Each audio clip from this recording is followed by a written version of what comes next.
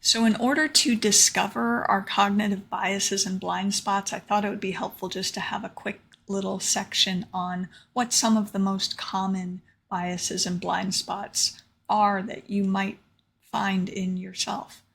So cognitive biases are systematic patterns that can lead to perceptual distortions, inaccurate judgments, and illogical interpretations.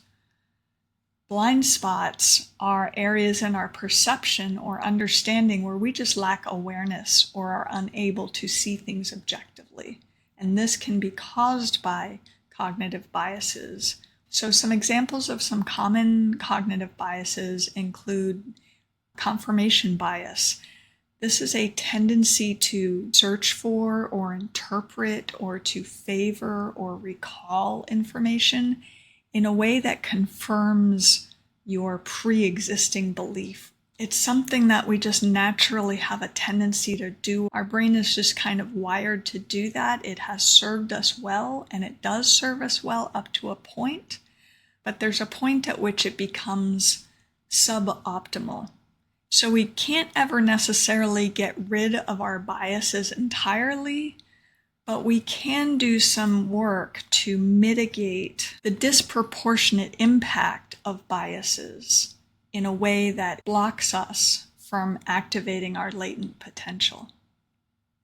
Another common bias is called an anchoring bias, and this is the tendency to rely too heavily on a first piece of information when trying to make a decision about a second piece of information.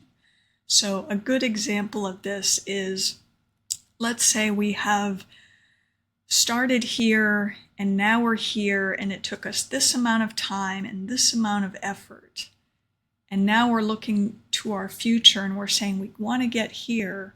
We're going to estimate that it's probably going to take about the same amount of time and about the same amount of effort. And that's not always the case, especially if the thing that we're working on has an exponential curve to it. With exponentials, the biggest, fastest results happen in the final few steps.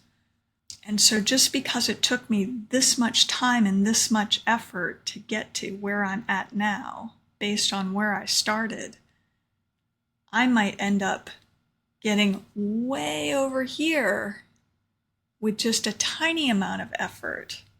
So if I'm locked in an anchoring bias, I might look and say, oh, I don't want to move another mountain.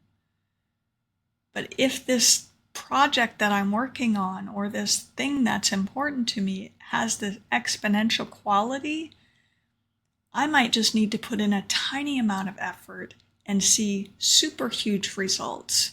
And so it's really important to sort of recognize, am I activating an anchoring bias in a way that is limiting me from realizing more of my potential? The next example of a common cognitive bias is an availability heuristic. This one I had to look up. This is a tendency to overestimate the importance of information that is most readily available. This bias is basically a mental shortcut that our brain uses to make decisions or judgments based on how easily something comes to mind. It's a type of cognitive bias where we tend to think something is more common or more likely to happen if we can easily recall examples of it. So an example of this one, imagine you're deciding whether to book a flight. You've recently seen a lot of news about plane crashes, so those incidents are fresh in your mind. Because of this, you might overestimate the likelihood of a plane crash or feel more nervous about flying, even though statistically flying is the safest form of transportation. The next example is a hindsight bias. This is an inclination to see events as having been predictable after they've already occurred. There was a great example of this when I was learning about the development of AI. At a certain point, experts had difficulty imagining that a computer would ever be able to beat a human at the game of chess. One day that milestone was reached, and in the days following that revolutionary event in technology, there was a newspaper article written by the New York Times, I believe, that said, actually, that's really not all that difficult. Now, if we could have a computer that could beat a human at the game of Go, now we're really talking. And at that point, experts were then saying it would take at least 100 years for us to reach that milestone if we were ever even able to at all. Ultimately, we ended up reaching that milestone about 19, 20 years later, something like that. Another example is that 4-minute mile. Nobody thought it was possible for a human to run a 4-minute mile. And so for as long as runners were running, nobody ever beat the 4-minute mile. But as soon as one person did, now all of a sudden many people were able to run a 4-minute mile. And the last example for now is an overconfidence bias, and this is a tendency to overestimate one's ability or the accuracy of one's knowledge. And this specific bias is where the humility in the beginner's mind really helps to mitigate some of the disproportionate effects of overconfidence. So those are just a few that I had come up with to share, but I absolutely encourage you to jump into ChatGPT and explore, ask it more about what these are, ask it for some examples of them, ask it for other types of biases.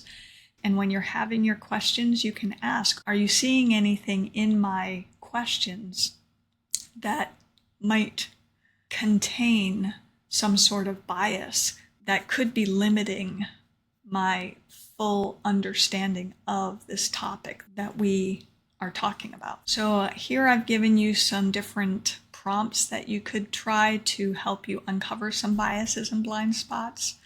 You can just copy and paste them. Identify potential cognitive biases in my thought process regarding some specific situation. What cognitive biases might influence my perception of some person or event?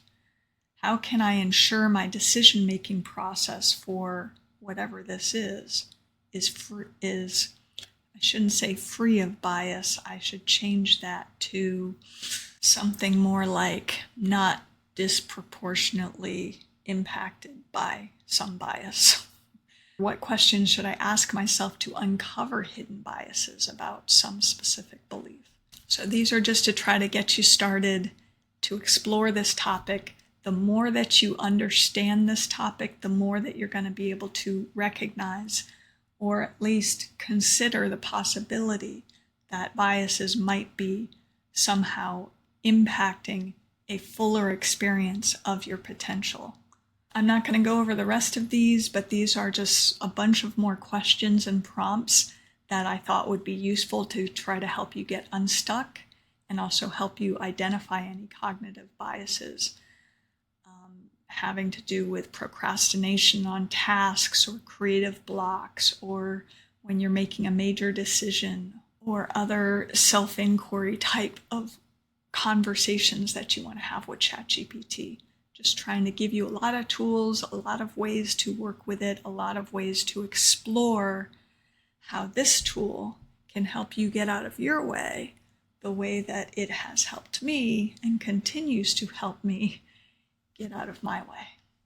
Thanks.